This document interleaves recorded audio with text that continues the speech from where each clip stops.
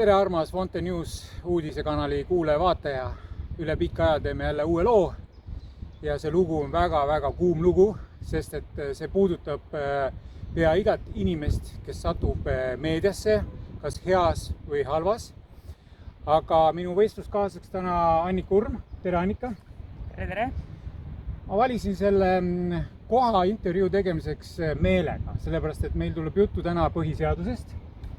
Ja siin on väga ilus koht, puud on juba lehtes, meie taustal on Riigikogu hoone, kus siis tegelikult antakse välja väga palju seadusi viimase 10 aasta jooksul, 1500 seadust ja siis neid jagatakse inimestele, ma ei tea, läbi mingi kanali ja inimesed peavad neid kõiki teadma peast ja neid täitma. Nii et kujutage nüüd ette ja kõigi nende seaduste aluseks on Eesti Vabariigi põhiseadus. Kas ta nüüd meil üldse kehtib enam või kehti, aga sellegi poolest mingi dokument on, mida peaksid kõik järgima ja sellest kinni pidama. Annika, mul on ka esimene küsimus. Sa oled sattunud mingil põhjusel. Ma olen uurinud sinu seda dokumentatsiooni ja tausta ja viimased 12 aastat. Mina avaliku elu tegelasena samuti ei saa aru, miks sind on meedias niimoodi materdatud. Et räägi, esimene küsimus, kas sind on kaitsnud Eesti Vabariigi põhiseadus? Tervist ja tore on siin olla. Ja ütleme nüüd põhiseaduse kohta ei ole kaitsnud. Ja täna viimase 1,5 aasta jooksul oleme aru saanud, et see ei kehti minu suhtes. Ja ma arvan väga paljudega teiste Eesti inimeste suhtes. Sa oled käivitanud huvitava eksperimendi. Ja ma olen selle eksperimendi jagaja olnud läbi Fonte News kanali ja see eksperiment selgitab välja siis midagi ja konkreetselt see eksperimendi käigus tuleb ka välja see, et meid ei kaitsegi põhiseadus. Tegelikult jah, ma olen ellu kutsunud sellise eksperimendi, et ma uurin, mida teevad kuritegelikud pealkirjad inimeste eludega. Et kui panna pealkirjades, et inimene on kas varastanud või teinud midagi ebaseaduslikku, petis, varas ja et mis siis tegelikult need pealkirjad selle inimestega teevad. Ja ma olen kasutanud neid eksperimendis just neid inimesi, kes on mind tühistanud. Et viimase 6 aasta jooksul on mind räigelt, grupiviisiliselt ja korduvalt tühistatud koos jätkutühistustega. Et see on tegelikult väga räige kuritegu. Kui ma seda seletan, siis te saate sellest aru. Aga nüüd tagasi tulles Eesti Vabariigi põhiseadusesse, miks ma selle eksperimendi nagu ellu kutsusin, oli see, et mul ei ole mitte mingisugust võimalust, et Eesti Vabariigi põhiseadus mind kaitseks, mitte kuidagi moodi. Ma ei saa enda õigust kaitsta kohtus, mind on süüdi mõistetud meedia poolt, meedialiidu poolt, ma ei ole kunagi kohtu all olnud, mind ei ole kunagi kohtus süüdi mõistetud. Et täna ma pean nagu kaitsma ennast, süütu inimene peab täna kaitsma ennast ja selleks ma pean kohtusse kulutama 30 000 €.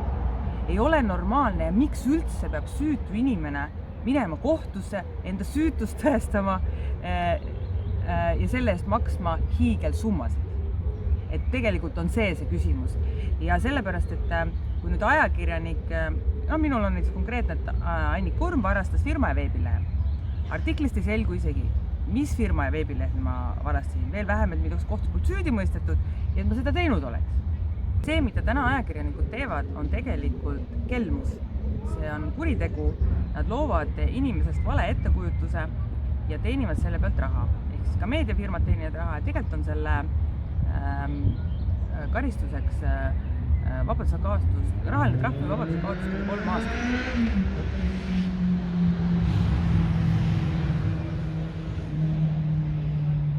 Et see on see asi, mis tegelikult tuleks käima panna ja see, et täna räägitakse ajakirjandus sõnavabadusest, see pole mingi küsimus. Meie kõige suurem probleem on valetamine ja vastutamine. Et ajakirjanikud ajavad välja ükskõik, mida nad suust välja ajavad, nad peavad vastutama selle eest. Et see võib olla nende arvamus, see võib olla vaba sõna, aga täna meie Eesti Vabariigi põhiseadus ütleb, et siin ei tohi keegi kuriteos ennem süüdi mõista, kui sa oled kohtus selle süüdi mõistetud. Et see, et ajakirjanik ütleb, mind on ajakirjanduse poolt kurjategijaks tembeldatud, ma olen petis, varas, ebausaldusväärne, et sellist asja, kui üks ajakirjanik välja jääb, siis ta peab selle eest vastutama. Täna me mitte keegi ei vastuta. Ja selleks, et mina nüüd saaksin oma õigust, peab olema 30 000 euri, sest mind on grupiviisiliselt tühistatud ja korduvalt 6 erineva meediaettevõtte poolt. Ja mul ei ole sellist raha, isegi kui mul oleks selline raha, oleks ebamõistlik minna kohtusse selleks, et siit saada 500-eurone hüvitis ja maksta kohtukulud ise kinni. See ei ole võidu maitse. Seda on näidanud tänane praktika. See ei ole õiglus. Ja sellega tuleb midagi ette võtta. Jah, see vastutus on olematu mitte ainult meedias, vaid ka poliitikute poolt, et nad toodavad seadusi, ütlevad, et see on põhiseaduse järgi, aga nad ei vastuta ühegi otsuse eest. Ja nii nagu poliitikud teevad ees, nii teevad meediaettevõtte omanikud järgi. Ja ma olen näinud ühte huvitavat kirja, sa näitasid, et kui Äripäev hiljuti jälle sinust järjekordse mingi huvitava loo avaldas ja tegelikult palusin mina kui uuriv ajakirjanik Äripäeval anda sellel ajakirjanikul ka. Mulle tule see nii meelde, üks kena tütarlaps, et palun Mari Mets, Äripäeva ajakirjanik Mari Mets, et palun saada mulle tõendid, et mille alusel sa tegid Annika Urm kohta sellise artikli, et mina olen uuriv ajakirjaniku Fonte Newsist ja tahan seda teada, ma tahan seda artikliga ka tegeleda. Ja Mari Mets ega Äripäeva juhtkond minu kirjale ei ole vastanud. Küll, aga 2 või 3 nädalat hiljem said sina Äripäevast kirja, vastuse. Ja kes oli alla kirjutanud? Allakirjutaja oli Äripäev. AS Äripäev. Ei olnud isiku nime. Minul oli kohe küsimus, et kas oleks võimalikul Äripäeva juhtkonnal saata minuga kohtuma see AS Äripäev. Ma tahaks näha, milline ta või kes ta välja näeb, et on ta mees või naine või loom või lind või sitikas, prussakas. Kes see on, et vastas AS Äripäev? Ehk sellega Äripäeva toimetus näitas selgelt. Nad teevad, mis tahavad ja nad ei võta vastutust, sest fiktsiooni kui AS Äripäeva ei saa ju kuidagi kohtusse kaevata, sest ta pole olemas. Ega üldiselt tegelikult isegi on natuke kahtlus, kas see Mari Mets on päris. Et tegelikult see Mari Mets on üsna levinud nimi ja mõned inimesed on alus kahelda, et sellist inimestega ei ole olemas, et see on lihtsalt nagu välja mõeldud nimi. Pseudonüüm. Et tegelikult see ainuüksi näitab juba seda, et tegelikult ju keegi ei vastuta mitte millegi eest. Aga tulles tagasi nüüd sinu eksperimendi juurde, et see eksperiment on huvitav sellepärast, et kui sina oled palunud korduvalt aastate jooksul nendel meediaettevõtetel maha võtta sinu kohta käiva vale informatsiooni, faktivigadega ja kõige muu halvaga, mis sinna teksti topitud, et palun võtke maha, see on täis faktivigasid ja valesid, teil pole puuduvat tõendeid, siis tänaseni pole seda tehtud. Küll aga need inimesed, kes on leidnud nüüd eksperimendi käigus oma nimed sinu eksperimendist, on nüüd järsku tagajalgadel tõusnud, räägi nüüd. Ja tegelikult on niimoodi, et ma olen andnud kohtus 11 hagiavaldust, 5-6 riigilõivu vabastuse taotlust, ühtegi pole rahuldatud, hagiavaldus pole ühtegi sisse võetud, seda kõike saan ma näidata ja tõendada. Nüüd ma andsin ka sisse nüüd 2. jaanuaril viimase hagiavalduse 5-6 meediaettevõtte suhtes ja ootan täna on 8. mai, ootan tänaseni riigilõivu vabastustaotluse rahuldamist. Ja ma olen maksnud 100 euri riigilõivu osaliselt, sest et Andmekaitse Inspektsioon ütles, et see maksab 100 euri. Pille Lehis valetas, Andmekaitse Inspektsiooni juht. Ja miks ma siis mind anti kohtusse siis Delfi poolt, Delfi juhtivate ja vastutavate isikute poolt, Argo Virkepao, Erle Laak-Sepp, siis Õhtuleht Erik Heinsaar ja MTÜ Eesti Meediaettevõtete Liit Merle Viirma-Treifel. Nii, ma nüüd räägin nagu natuke sellest, et miks ma selle eksperimendi tegin, sest mul ei olnud enam mitte mingisugust võimalust saada õiglust. Ja nüüd jõuame nagu selleni, et senikaua, kui see teema ei puuduta kedagi isiklikult, neil on täiesti ükskõik kellegist võõrast inimesest ehk siis Annika Urmist. Ja nende nõuete ja taotluste käigus ma palusin asjad maha võtta, küsisin ka nende nõusolekut, et ma kutsun sellise eksperimendi ellu, et kui te jätkate Annika Urmi tühistamist, et siis te olete nõustunud selle eksperimendiga ja seda olen ma neile korduvalt ja kõigile saatnud. Ja nüüd on nagu selline asi, et pealkirjadega ma jõudsin siis nii kaugele, et jõudsin Delfi, Õhtulehe ja mittetulundusühingu Eesti Meediaettevõtete Liidu juhid nii närvi ajada, et nad said mind ise kohtusse anda. Nende kohtusse andmine minu vastu võttis 16. veebruarist 22. veebruari 6 päeva. Ja see maksis neile riigilõivu 1770 euri ja ilmselt hagiavaldus 10 000, 20 000 euri. Et selles mõttes nagu raha eest said nagu mu kohtusse. Ma olen isegi selle üle väga tänulik, sest see oli minu esimene võimalus reaalselt saada kohtusse. Nüüd ma ootan järgmist Postimehe Toomas Tiivelit, et millal tema nagu jõuab nii kaugele. Et põhimõttes minu ainuke võimalus täna kohtusse saada ilma rahata on see, kui vastaspool annab mind kohtusse. Kahjuks. Ja mina siiamaani ootan oma hagiavalduse rahuldamist, riigilõivuvabastust ja nii edasi. Sest et ei ole normaalne, et mina peaksin selle süütu inimesega kinni maksma. Mul on 2 last kasvatada ja ma olen sellega juba nii palju kannatanud ja kahju kannatanud, et see on ebanormaalne. Jah, seda enam, et üksinda kasvatada 2 last, kusjuures 1 laps on veel esimese grupi diabeedik, kes vajab igakuiselt päris suured summad nende hooldustarvete ja insuliini ja kõige muude, lisaks erimenüü.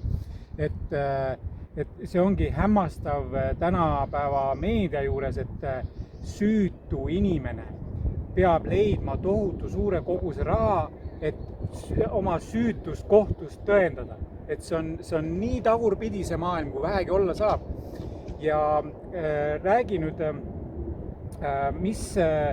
mis olukord siis oli mis olukord tekkis, kui nüüd need meediategelased nüüd kohtusse kaebasid, et kuidas siis kohtunik või kuidas see protsess käima hakkas, mis sinult nõuti? Ütleme niimoodi, et kõigepealt ma tunnen, et ma olen päris mõjuvõimas inimene. Seda kindlasti, võjuvõimas oled kindlasti, sest sinund on 6 aastat tambitud kõigis peavoolu meediakanalites, ette, taha, söögi alla, söögi peale. Küll sa oled, ma ei saa siiamaani aru, sa oled väike ettevõtja. Kellele sa oled nii hullult kannale astunud? Ja kusjuures tegelikult, kui nüüd näiteks Äripäeva suhtes, et Äripäev kirjutas paar nädalat tagasi minust, et sellest, mis on, ma ei tea, 6 aastat taga vale informatsioon. Ma olen avaldanud vahepeal 2 suhkruvaba raamatut, et aidata diabeedikuid. Ma olen kogenud diabeedi ja madal süsivtoitumist 10 aastat. Ma olen saatnud pressiteadet, kas üks meedia väljaande oleks sellest midagi maininud ja kirjutanud? Ei. On üks, Fonte News. Fonte News, aga ma mõtlen, et Eesti suurimad mõjuvõimsamad ei ole. Aga miks siis mina nagu nii-öelda mõjuvõimus olen, sest et täna on mind nüüd Delfi juhatuse liikmed, Õhtulehe juhatuse liikmed ja Meedialiidu juht kohtusse kaevanud. Mina olen tahtnud alati kompromissi. Mina olen pakkunud kogu kompromissi, et võtke maha, et kirjutage, taastage mu maine, kirjutage näiteks suhkruvaba raamatutes midagi, et tehke seda. Ja lõpetame need asjad ära nagu rahulikult. Aga ei, 6 meediaettevõtted, Eesti 3. võim, nad on kõige suuremad. Nende aastakäive kokku on üle 100 miljoni euro. Ja nemad kulutavad nüüd täna 100 000 eurot selleks, et Annika Urmiga kohtus käia. Mina ei kuluta selleks midagi, sest mul ei ole seda sinna kulutada. Ja siis ma ütlengi, et milleks nad seda teevad? Nagu päriselt, milleks nad seda teevad? Et nad võiks ju selle maha võtta ja kõik asjad nagu kompromissi ära lõpetada. Mis nagu mind juures nagu hämmastab, on see, et seal advokaadid on need, kes on tegelikult mõnes mõttes kurjajuured, kuna neid ei huvita klient, neid huvitab ainult oma ettevõtte kasum. Mari Männiko, Hedensik, on siis Delfi, Õhtulehe ja MTÜ Meedialiidu advokaat ja tema jaoks on iga kohtus käimine raha. Aga ta üldse ei mõtle selle peale, et need inimesed, need juhid seal on palgatöötajad. Ühel päeval nad ju lahkuvad sealt. Ja tegelikult need artiklid ja lood ja täna ka see intervjuu jääb ju igavesti. Ja need tulevad ju ainu juurde ja juurde, et mina olen lugusi praegult alles poolte inimeste kohta avaldanud. Et kuna mul on ka muid tegemisi, ma nagu teen seda vabast ajast nii, nagu ma jõuan. Et siin on nagu ka nagu see pool, et tegelikult need on lihtsad inimesed, kui nad sealt selle mõjuvõimsa juhatuse liikme kohast peavad loobuma või neid vahetatakse välja, siis nad ei saa enam minuga kokku leppida. Neil on praegu see võimalus, sest et nad on sellise mõjuvõimsal kohal. Jah, seda enam, et kui praegu mõjuvõimsalt kohalt nad lahkuvad, on see siis vabalt tahtel või neid vallandatakse, mis iganes, ja nad lähevad nüüd uut tööd otsima. Ja leiavad, ja tööotsija täna, ma tean omast kogemusest, tead sinagi ehk, et oled püüdnud siin selles eksperimendis, sa ju tegelikult kajastad ka seda, et sa oled üritanud nende aastate jooksul ka leida tööd kahe lapse kõrvalt ja et jah, sa on tulnud huvitavat tagasisidet, et jah, väga hea valik, väga tipp-topp, kõik on tipp, aga noh, lõpuks on ikkagi see, et Google'i otsing ütles seda, teist ja kolmandat ja ikkagi sa väidetakse kuskilt, et sa oled kell, me ikka ei riski, on ju. Et nüüd need samad meedia juhatuse liikmed lähevad töölt ära ja neid võib tabada sama saatus. Ja siis nad hakkavad vaid see tababki. Tababki sama saatus, suure tõenäosus. Seda ma eksperimendi käigus uuringi. Et ma uurin kõiki neid detaile väga suures grupiga, et mis siis saab nendest inimestest. Äkki sa loedki ette, et mis sa täpselt eksperimendi käigus tahad välja selgitada ja kuidas sa seda tulemust lõpuks kokku korjad?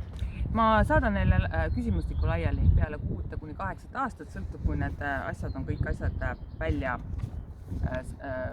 kõik artiklid on juba tehtud, sest et praegult on annikaurm.com, fonte.news, imarveia.com ja neid lehti on veel, Telegraaf, Medium ja veel, et kõik lood ei ole enam ammu minu kontrolli all, sest need elavad juba oma elu. Aga eksperimendi käigus me välja, et kuidas nagu mõjutavad siis pealkirjad inimeste elust, tööle saamist, perekondlikke suhteid, lapsi, et kuidas need nagu mõjutavad. Sa rääkisid ka, et sul lapsed käivad koolis, üks laps käib päris kõrges eliitkoolis, et on tulnud hetki, kus lastele on nagu vihjatud, et kuule, su emast kirjutusega, et ta on mingi kelm ja raamatumis petis, et lastel on see suur trauma, stress, et räägi siis veel, mis sa siin eksperimendis välja selgitad. Et kuidas mõjutab veebiväljates korduvalt ilmunud kuritegevusega seotud pealkirjad isikute elusid pikema aja jooksul minimaalselt 5 aastat? Kuidas tunneb see subjekt, kui ta peab pidevalt selgitusi andma internetis leiduvate pealkirjade kohta? Kuidas see mõjutab nimekaime, pereliikmeid, sugulasi, töökaaslasi ja sõpru? Kuidas ja millise ajaga jõuavad pealkirjad SEO otsingu tulemus esikümnesse Google'is? Kuidas mõjutavad pealkirjad ja pildid isikute võimet tööle saada, karjääri teha? Kas on nad kliente kaotanud? Kuidas on mõjutanud nende tervist ja elukvaliteeti? Kas isikul jääb alles töökoht või jääb ta töötuks ja kas ta saab oma eriala enam tööd või üldse mingit tööd?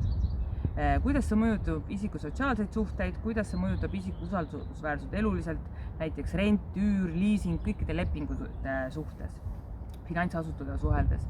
Kuidas mõjutab korduv grupiviisiline tühistamine isiku tervist pikema aja jooksul? Selgitan välja, kui suur on negatiivne mõju vahe, kas subjekt on korduvalt tühises Eesti suurimate meediaväljaannetes või väiksematel veebilehtedel. Sest et selle eksperimendi vahe on tegelikult muidugi see, et need meediafirmad, kes mind on tühistanud, on Eesti suurimad ja see on jõudnud kogu Eesti rahvani. Aga need veebilehed, kus nii-öelda alternatiivsed kanalid, kus mina olen kajastunud, on tegelikult ikkagi ainult, ma ei tea, 1–10% võib-olla sellest, mis nemad mulle on teinud. Et selles mõttes natuke on nagu suuruse vahe. Aga ütleme niimoodi, et selle eksperimendi käigus, mida ma nüüd kirjutasin nüüd Merle Viirma, Treifeld, siis on Arko Virkepau, Erle Laak-Sepa ja Erki Heinsaare suhtes, siis see oli ainult 1 kuu avalik, kui nad suutsid mind juba kohtusse anda. See on muidugi väga hea, aga selle 1 kuuse eksperimendi käigus selgus, et laim on kõigile ebameeldiv. Kohtusse saavad ainult need, kellel on mõjuvõimas positsioon ja raha.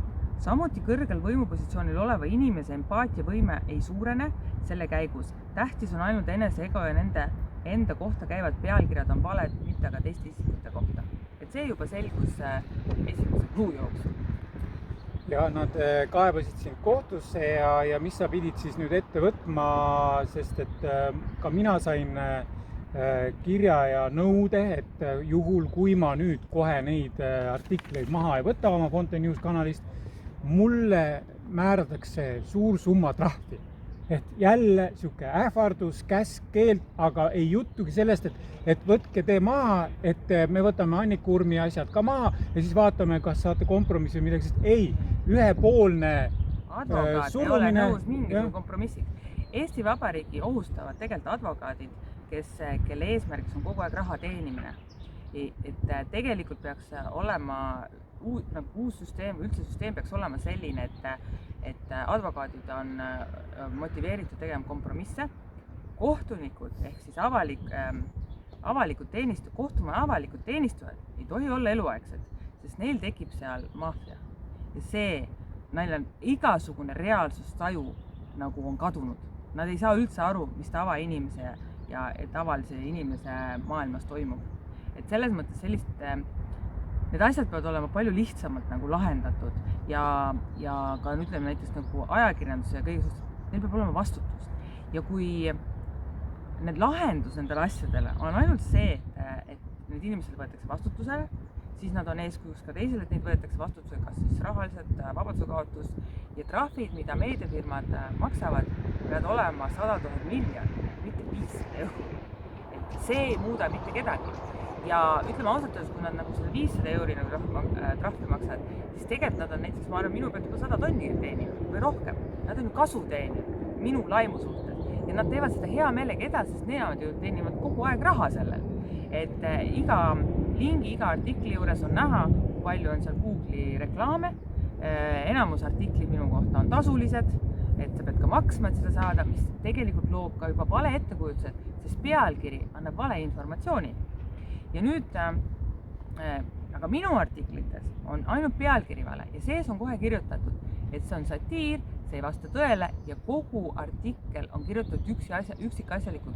Miks ma olen selle eksperimendi kokku kutsunud ellu ja miks ma seda kõike teen ja mis on minuga juhtunud ja mis on minu kogemused. Ja see on seal kõik selgelt kirjas. Et kuhu sa oled veel pöördunud, et ennast kaista või õigust nõuda? Võt see ongi veel nagu selle asja juures veel isegi naljakas tagantjärgi vaadates. Ma olen pöördunud Andmekaitse Inspektsiooni, isegi Konkurentsiameti poole. Ma olen politseisse, õiguskantsleri, justiitsministrile, presidendile, kõik võimalikutesse kohtadesse ja ka Riigikohtu esimehe Villu Kõve poole. Et ma olen igale poole kirjutanud ja minu enamus vastused, mida ma sealt saanud olen, on igalt poolt. Meie ei ole võimelised teid aita, meie ei saa teid aidata, küll seadused ei luba, küll direktiivid ei luba. Ma olen ka Justiitsministeeriumile andnud nõu, et miks sellised olukorrad üldse tekivad. Nemad ei ole sellest huvitatud, sellepärast, et neil on eurodirektiivid, mingid muud suunitused. Ükskõik millised riigiasutuse poole nagu pöörduda, mitte üks neist ei aja Eesti asja. Ei jälgi nad Eesti Vabariigi põhiseadust. Nad kogu aeg räägivad, kuidas midagi ei ole võimalik teha. ja täpselt samamoodi Riigikohtu esimees Villu Kõve. Tema on pandud sinna pukki ainult sellepärast, et jumala eest mitte keegi ei saaks Eesti Vabariigi põhiseadust täita. Sest et kõik muu on olulisem, aga jumala eest mitte keegi seda ei täidaks. Ja see on iga riigiasutusega. Minu küsimus on, miks need üldse eksisteerivad? Miks me neile palka maksame ja mida nad seal teevad? Et põhimõtteliselt me oleme jõudnud nii kaugele, et avalik teenistus peaks abistama Eesti inimest või tema teenistuses olema. Tänase seisuga on nemad rahva orjastanud ja annavad mingeid käsklusi, mingisuguseid ja igasuguseid nõudeid, mida peab täitma. Milleks? Kellele neid vaja on? Ja kui sa tahad nüüd ütleme ettevõtlust ja üldse midagi teha, sa pead kogu aeg neid vaidlustama, kohtus käima. Milleks meile seda vaja on? Tõepoolest, et avalik teenistuja on siis kohtunik ja kõik need riigiametnikud. Meil on täna Eesti Vabariigis circa 130–150 000 avaliku teenistuja. Ehk siis nad on kõik Riigikoguga seotud, valitsusasutustega seotud, ametikandadega seotud. Nad peavad olema kõik tegelikult avaliku teenistuse seaduse järgi rahvateenistuses, mitte vastupidi. Saage aru, inimesed, nemad peavad meie teenistuses olema, aga meil on kõik vastupidi. Siin taga selles majas toodetakse direktiive, käsklusi, korraldusi, aga nad lihtsalt kirjutavad ümber nad eesti keeles piltlikult, mis Brüsselis saadetakse. Seega, et siin see tilu-lilu käib siin Riigikogus, see näitemäng käib juba aastaid ja inimesed, saage aru, meid surutakse aina maha, meil ei taheta, me ei tohi midagi teha, sest et meie kogu energia läheb võitlusesse ametnikega ja ei saagi vabalt elada. Et ma toon siia kõrvale lihtsalt ühe päevakajalise sündmuse, et kuidas siis üks EKRE poliitik tuli hiljuti välja huvitava looga. Seal on iva sees, et näiteks Nursipalule tahetakse siis sisse kirjutada NATO sõjaväebaas. Nüüd see EKRE poliitik tuligi välja, et aga vastame siis sama süsteemi reeglitega ja relvadega, et aga kirjutame Eesti rahva sinna Nursipalu taludesse sisse, seal on 21-22 elu nagu perekonda, et kirjutame eestlased kõik sinna ennast sisse. Ja vaatame, kas siis Riigikogu ametnikud suudavad seda läbi hekseldada ja see kõigi nende 100 000 eestlasega tegelema hakates, nad on kõik sinna sisse kirjutatud, sest vastasel juhul kirjutatakse NATO sinna sisse. Et kasutame samu relvi, nii oled ka sina teinud, et kui meedia toetab piltlikult, ütleme niimoodi, et keegi kuskil kardinate taga grupp inimesi, kes lihtsalt tühistab lihtsaid inimesi ja et nendele vastu hakata, suurtele rahajõmmidele vastu hakata, ongi kasutada siis nende reegleid, nende seadus, nad ise näitavad ette ju. Sa tühistad inimest, aga nüüd, kui meie hakkame lihtsad inimesed tühistama, on nad tagajalgadel. Ehk nüüd nad on hirmu täis ja juba neil on raha võtta juba kohtus ja kohus teeb hetkega otsused, et mis sa Annika näed, et millega see sinu eksperiment võib üldse lõppeda, kas siit tuleb kompromisse, kas need inimesed on üldse intelligentsed, kes meediat juhivad ja kas nad on üldse suutelised mõtlema lihtsa inimese tasandil, et kuule, kaua võib, Kuule, ole ausad, ega nad on ka lihtsad inimesed. Ega kõik need juhatuse liikmed on lihtsad inimesed, kui amet ära võtta. Aga miks nad teevad siis nii? Eks ma ei oska seda öelda, miks nad seda teevad, et mina olen välja pakkunud väga palju kompromisse. Ma ei tea, miks nad nagu, ilmselt ma arvan, et advokaadid nõuavad oma osa, et siis kui advokaadi kõht on täis, et siis ilmselt võib-olla tuleb ka kompromiss. Aga võib-olla ei tulegi kompromissi, siis jätkame seda, mida me jätkame. Ütleme niimoodi, et mul ei olnud enam nagu mitte midagi võimalik teha, et üldse keegi mind kuulda võtaks. Siis ainuke teha, mis sa saad, on teha isiklikuks, et see puudutab neid isiklikult. Sest et kohtusse minek, isegi kui sul on palju raha jälle kohtusse, see ei mõjuta neid. Absoluutselt, isegi mitte natukene. Et ainuke asi, mis sa tahad, sa saad teha nende elu ebamugavaks ja jätkuvalt. Ja see eksperiment oli see ainuke viis seda hetkel teha. No see eksperiment igal juhul, see oli väga võimas, sest tekkis protsess. Ja see oli ainuke viis, kus ma sain astuda juba dialoogi. et selles mõttes oli ainuke viis nendega üldse räägiti. Siiamaani, sinnamaani, nad ignoreerisid mind. Aga kuidas saad nüüd sina vaataja mind aidata? Põhimõtteliselt on kõik need nimed guugeldada, vajutada nende linkide peale, jagada neid uudiseid ka Facebooki gruppides ja mida rohkem need igale poole jõuavad, seda kiiremini võib ka tulla kompromiss. Jah, sa oled võtnud, ma arvan, et esimese eestlasena üldse minu 52-aastase ajaloo jooksul sellise julge sammu ette, nii et respekt, Annika, et sa julgesid minna vastu kogu sellele meediaimpeeriumile, kes tegelikult on üks bürokraatlik, korrumpeerunud, räpane keskkond, et sa läksid ja hakkasid võitlema nendega, aga jah, vaataja, sa saad seda kõike jagada, need on Fonte Newsis on üleval, lähed võtmesõna on eksperiment, leiad need lood, vist 20 lugu on seal inimeste kohta annikaurm.com lehel ja kui need nimed hakkavad rohkem nende endi üles pushitud netikanalites levima, siis uskuge mind, kui Annika leiab selle teekonnaga lahenduse endale, see lahendab ära sadade alusetult kannatanute inimeste probleemid, et see on pretsedent ja see tuleb lahendada, lõpuks peab harmoonia ja headus ja õigus võidutsema. Sellist asja, nagu mina teen, saab teha inimene ainult, kes on vaba. Neid asju ei saa teha inimesed, kes sõltuvad erinevast asjad, olgu need siis laenudest, töökohtadest, riigi rahadest, kes iganes.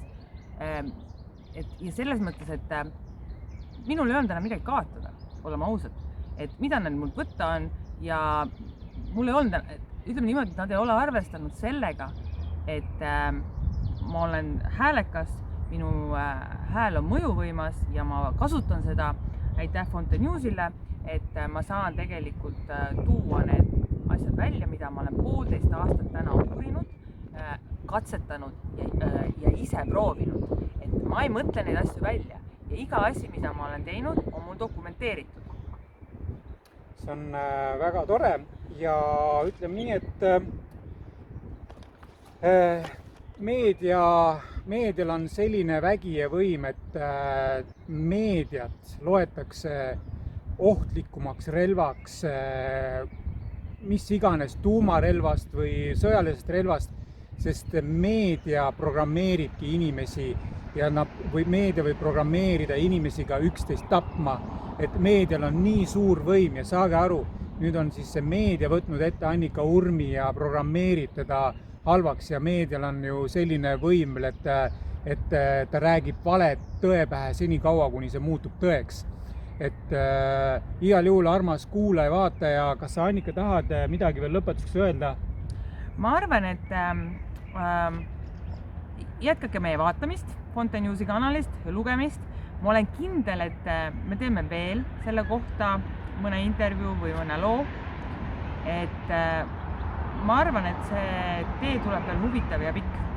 Jah, ja armas kuulaja, vaate, kui sinu hulgas on advokaat või tugev jurist ja kui sa tahad ulatada abikäe Annikale, sest et Annikal ei ole raha neid kohtuvõitlusi läbi teha, et lepime kokku tingimused, et kui sa tahad Annikat aidata selle maailma kõige võimsama relvaga võitlemisel, palun võtta temaga ühendust või saada oma abistav kiri või soov Fonte News emailil info@fonte.news ja tule siis Annikale appi, sest et see võitlus on siiamaani sul käinud oma kulu ja aja ja muude kirjade arvelt, et sa ei ole õppinud jurist, aga elu on teinud sinust väga kõva juristi tegelikult.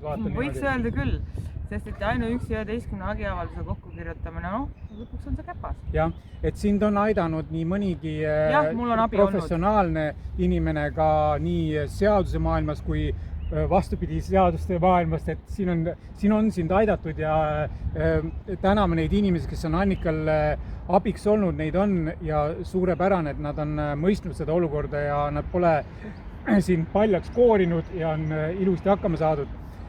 et sellega me tänase loo tõmbame kokku, et tänan, et kuulate ja vaatate Fountain Newsi uudistekanalit ja YouTube'i kanalit. Kindlasti käige vaadake üle ka Veiko Huuse YouTube'i kanal, seal on põnevad lood.